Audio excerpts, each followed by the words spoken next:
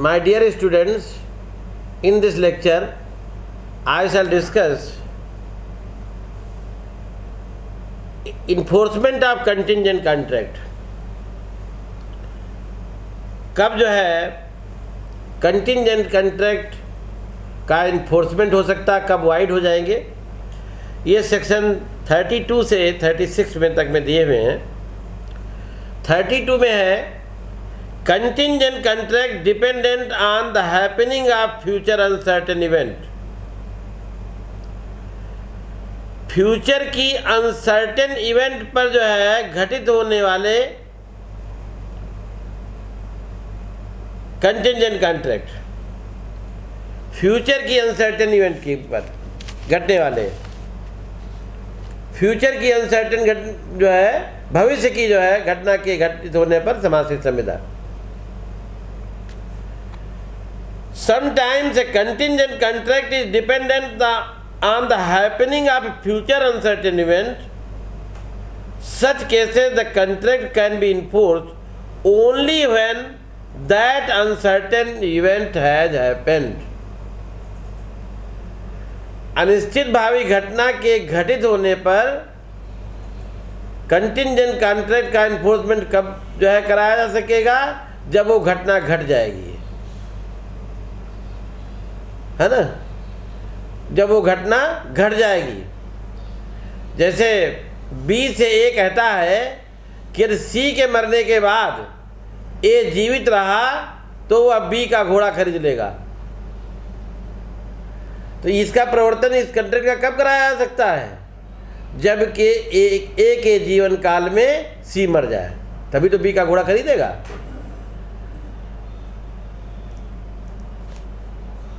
इसी तरीके से कहता है कि ए बी से कहता है कि वह उसे 10,000 रुपया देगा जब वह सी के साथ मैरिज कर लेगा। अब C died before the marriage, C की डेथ हो जाती है, तो वो किसके साथ मैरिज करेगा? किसी के साथ नहीं कर सकता है। ये घटना इम्पॉसिबल हो गई है तो ये वाइड हो जाएगी।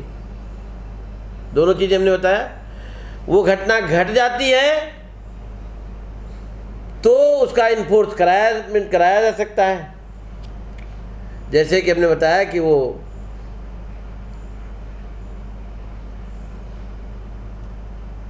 बी से ए कहता है कि यदि वह सी के मरने के बाद ए जीवित रहा तो वह बी का घोड़ा खरीद लेगा, तो इसका इन्फोर्समेंट तभी हो सकेगा जब ए के जीवन काल में सी मर जाएगा, यानी वो घटना घट जाएगी। जैसे वो कहता है कि यदि अगले मंडे को बरसात होगी तो मैं 50,000 रुपया दूंगा, होगी तो देंगे और नहीं होगी तो वाइड हो जाएगा। सेकेंड है सेक्शन 33 में है contingent contract dependent on non happening of future uncertain event. उसी का जस्ट उल्टा, सब कुछ वही है, ना घटने पर हो, निगेटिव में है। अनसर्टेन इवेंट जो है फ्यूचर की अनसर्टेन इवेंट के घटित न होने पर कंटिंजेंट कॉन्ट्रैक्ट का इन्फोर्समेंट तब कराया जा सकता है जब वो इम्पॉसिबल हो जाए या वो न हो। फॉर एग्जाम्पल ए जो है एग्रीमेंट करता है, करार करता है कि यदि जो है अमुक शिप जो है वापस नहीं आएगा तो बी को एक धनराशि देगा, वापस नहीं आएगा तो अब जो है अनसर्टेन इवेंट है। सपोज कीजिए वो शिप डूब जाएगा तो घटना असंभव हो जाएगी, कराया जा सकता है। लौट आता है या जब तक नहीं डूबता है तब तक वो संभव रहेगी।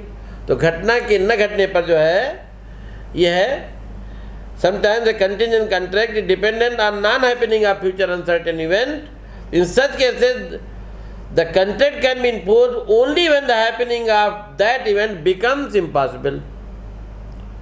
जैसे ए बी से कहता है कि हम आपको 5,000 रुपया देंगे यदि वो फला शिप नहीं लौटता है, और वो डूब जाए तो समझो अब नहीं लौटेगा, अदरवाइज वो फिर जब तक डूबता नहीं है या टाइमली लौट आता है तब वो जो है वाइड हो जाएगा, अदरवाइज ये वैलिड हो जाएगा। घटना के न घटने पर समाश्रित था, और पहला वाला 32 में था घटना के घटने पर समाश्रित था।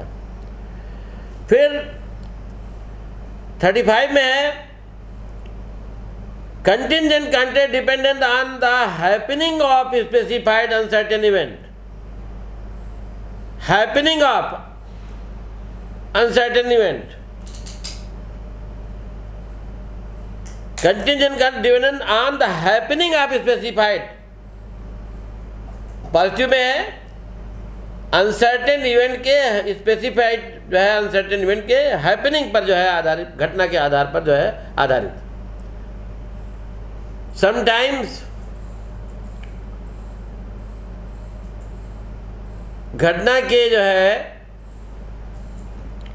sometimes the contingent content is dependent on the happening of a specified uncertain event within fixed time।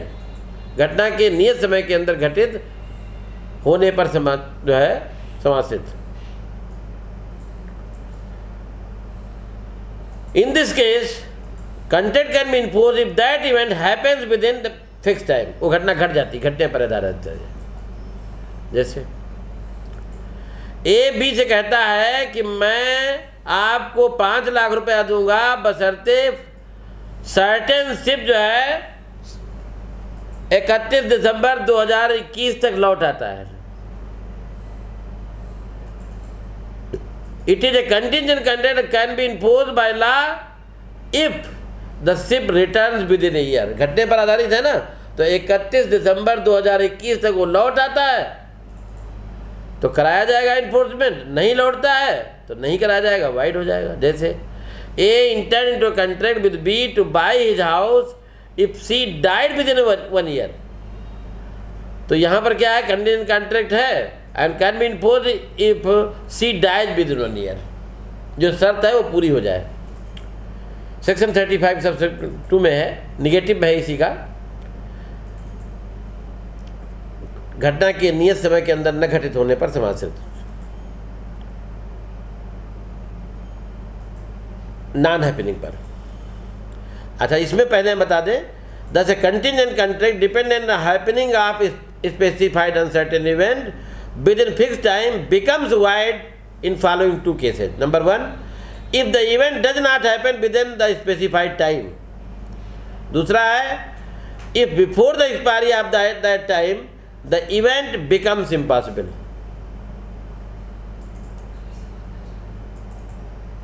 फिर है contingent content dependent on non happening of specified uncertain event within fixed time। कभी कभी जो है sometimes the contingent content is dependent on non happening of specified uncertain event within fixed time। निर्धारित समय के अंदर specified uncertain event के न घटने पर। In such cases, the contract can be enforced if that event does not happen within that fixed time। उस निर्धारित समय में वो घटना नहीं घटती है और ये सर्टेन हो जाए कि वो घटेगी नहीं। पैरा 235 का। Thus, a contingent content dependent non happening of specified event within a fixed time can be enforced if the event does not happen within that fixed time। And second, if before the expiry of that time it becomes certain that event will not happen। तो जैसे ए promise करता है कि वो certain ship जो है 1 साल के भीतर न लौटे तो अभी को धनराशि देगा। तो एक तो परिस्थिति है वो देगा तब जो 1 साल के न लौट जाए, न लौटे। दूसरा है 1 साल के पहले वो डूब जाए, जल के मर जाए, जल के राख हो जाए तो जो है उसका इन्फोर्समेंट कराया जा सकेगा। फिर है कब जो है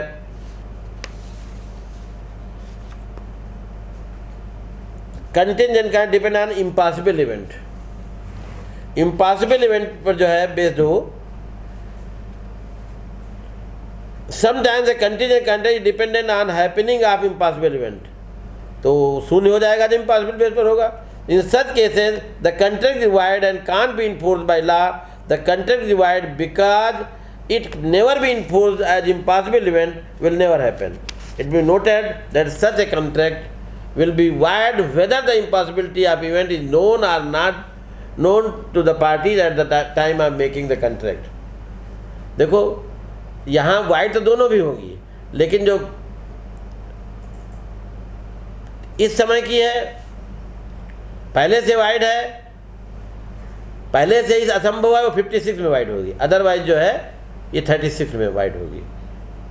A agreed to pay ₹500 to B if he proved that two straight lines can enclose a space. This is wide agreement, and two straight limit lines can never enclose a space. A agreed to pay ₹1,000 to B if he would marry A's daughter C, but C was dead at the time of the agreement. This is wide agreement, and B's marriage with C can never take place. फिर है event becoming impossible which is future conduct, section 36 में है, 34 में, 36 पहले थी.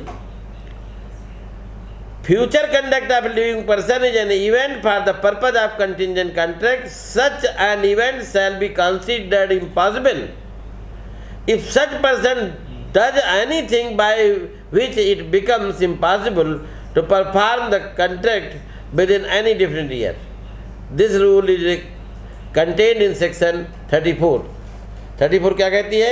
If the future event on which the contract is contingent is the way in which a person will act of an unspecified time, the event shall be considered to become impossible when such person does anything which renders it possible that he should act within any definite time or otherwise than under future further contingencies.